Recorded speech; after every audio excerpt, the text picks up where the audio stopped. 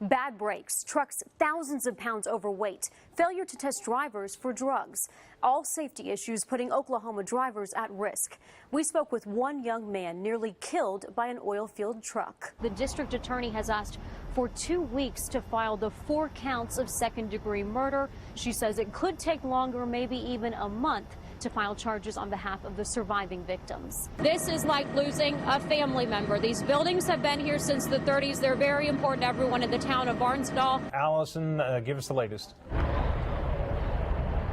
Well, again, we know from neighbors here and from police that there was a drive-by shooting, about 9 shots fired. We know that there were 3 people who were hit by that gunfire. Now, we just spoke to a neighbor who lives right next door to where this shooting happened. He says he came outside after he heard the gunshots and saw his neighbor on the ground. Hand sanitizer is just the front line for protecting patients from pathogens.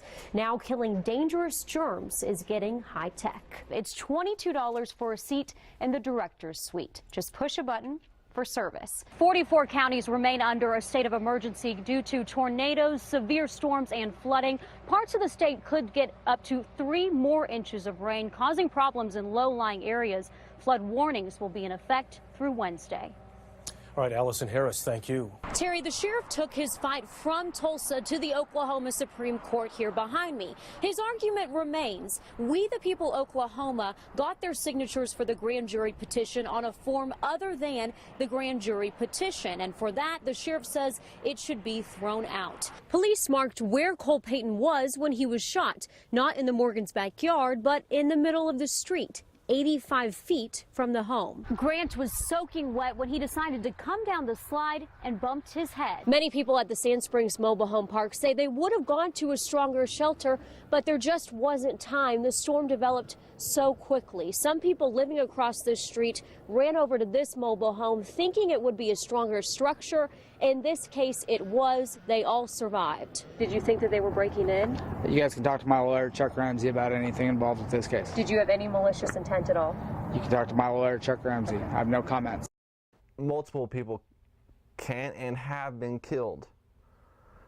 And who's next? Kyle Randall narrowly escaped death when an oil-filled truck hauling wastewater blew past a stop sign at this two-way stop off South Calumet and West Reno in El Reno. It slammed into his driver's side, pinning him under the truck for over an hour. The bumper hit his forehead. Court records show the truck, owned by Rick's Tank Truck Service, weighed almost 6,000 pounds over the legal limit. Randall was in a coma for 12 days and suffered severe traumatic brain injury. That has to be God. You know. The Randalls sued Rick's, a subsidiary of True Energy based in Ada, along with several energy companies. Audio recordings between Rick's dispatchers and drivers were introduced in the case. You know, with the bright lights not working and the dash lights not working and the driver's seat broke and the steering wheel won't move and the fountain that comes out of the back of this trailer, it's really not that bad of a truck. Our investigation matched federal and state databases of fatal vehicle crashes and trucking industry safety records with companies licensed to haul oil-filled wastewater and equipment in Oklahoma. There are about 350 trucking companies licensed in Oklahoma working for some of the biggest energy companies operating in the state. Rick's is just one of 24 companies with trucks involved in at least 36 deadly crashes in the state since 2007. 9 of those companies had 2 deadly accidents each. Another 54 people have been injured in accidents with oil-filled trucks in the past 2 years. The Federal Motor Carrier Safety Administration rates trucking companies on safety. 7 of the 24 companies involved in those deadly crashes have conditional ratings, the lowest rating a company can have and still be in operation. Among those companies, Rick's. Our investigation obtained federal records of Rick's repeated citations for bad brakes, a problem discussed on dispatch recordings. He says he has no brakes, and I don't know the condition of it what it's in. And with him being so young and inexperienced. After multiple equipment citations, the feds suggested Rick's make drastic improvements. Company records show Rick's implemented a bonus program. Drivers would earn a $100 gift card for clean truck inspections. Additional federal records show Ricks also cited for failing to test drivers for drugs and alcohol after accidents, which is required by the federal government. One of the drivers the company failed to test, James Griffin, the driver of the truck that hit Kyle. Court records show Griffin later convicted for failing to stop at the stop sign, causing Kyle's accident, and for carrying weight over the 34,000-pound legal limit. Ricks put Griffin on 30 days probation. This was at least like maybe a year before the accident. The Randalls case is in the discovery process, with a pretrial conference set for June. In pictures before the accident, Kyle Randall is a healthy 25-year-old. Afterward, his arm is held together with a metal rod. His foot is paralyzed. He can't drive or walk upstairs, and he struggles to remember things. My life has meaning. I do know that. It's like, what's that meaning for? I have no idea. Maybe it's to help stop some drivers from doing what they're doing. Ricks, True Energy, and the Federal Motor Carrier Safety Administration did not respond to our calls for comment, but the Oklahoma Trucking Association did, saying safety rules and regulations facing the trucking industry are stronger than ever. Allison Harris, News on 6. Allison, where is Bates first off tonight?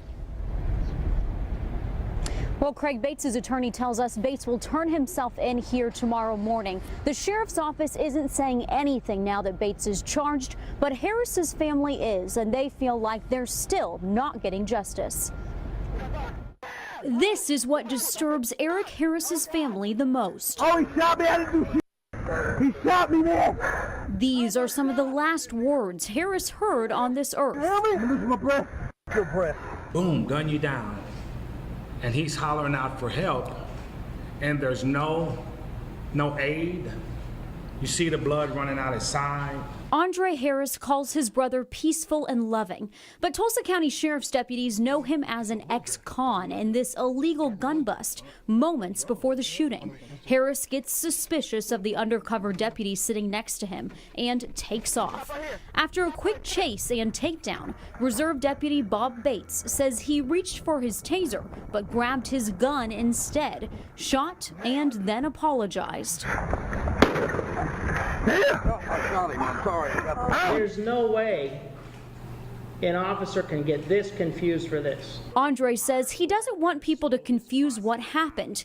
He thinks race had nothing to do with the shooting, but instead believes the sheriff's office is corrupt. My brother is now in heaven with the Lord because of these violent men. Andre spoke with deputies the day after the shooting. He says deputies told him they'd make it right. Deputies say these gun busts are high stress, and the shooting was an accident.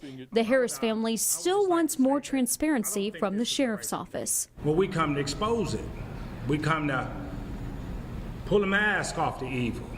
We come to shine the light on the darkness. And that process may start when Bates turns himself in.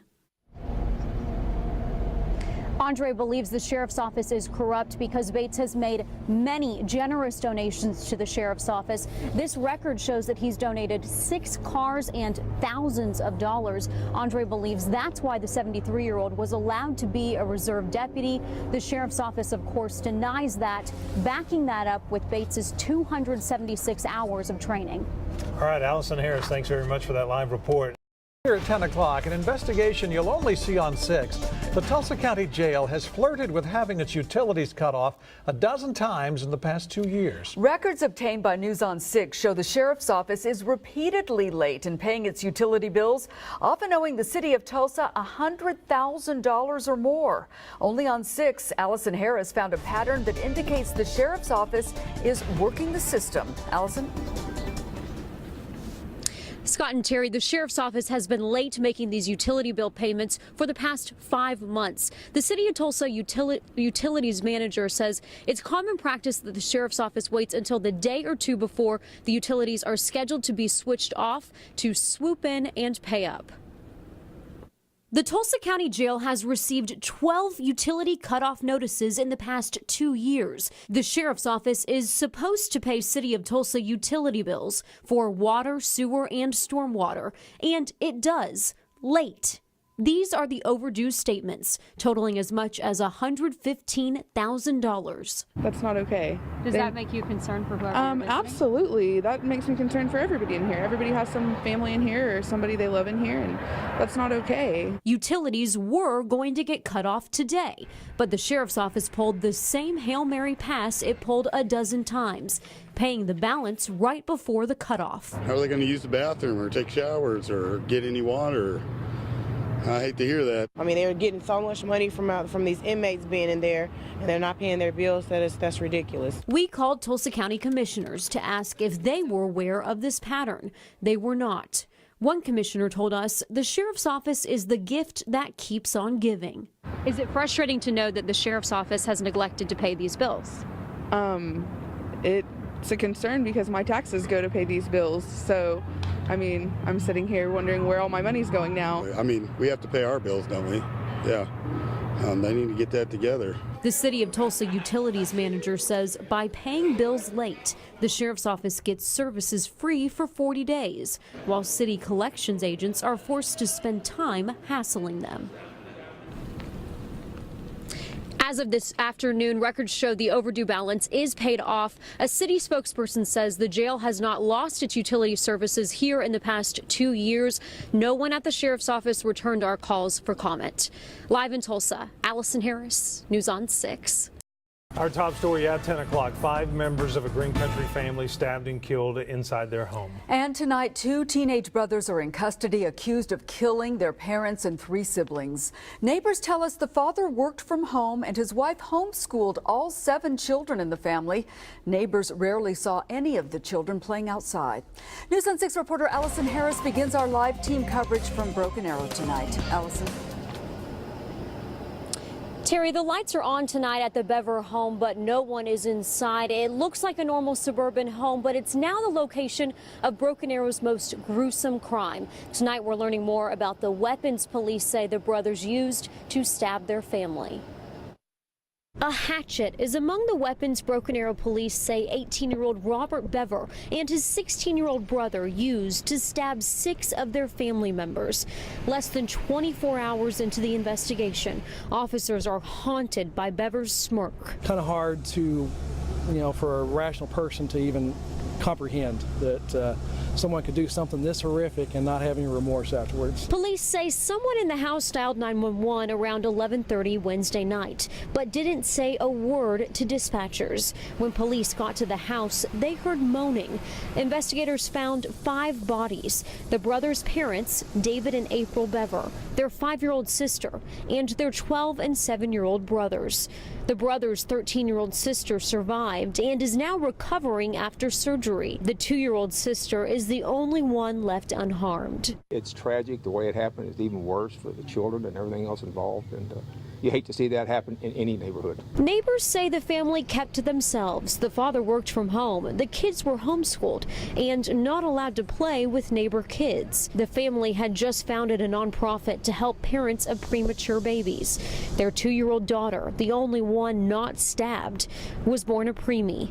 One neighbor says she talked to the mom, April, about the baby. She was born early, so I talked to April a lot about that she just had some medical issues and stuff. Investigators say the 2-year-old is now with relatives. The brothers are in the Broken Arrow jail, where they'll be questioned extensively. Investigators want to talk to that 13-year-old girl, but they say they will wait because they know that she's been through unimaginable trauma.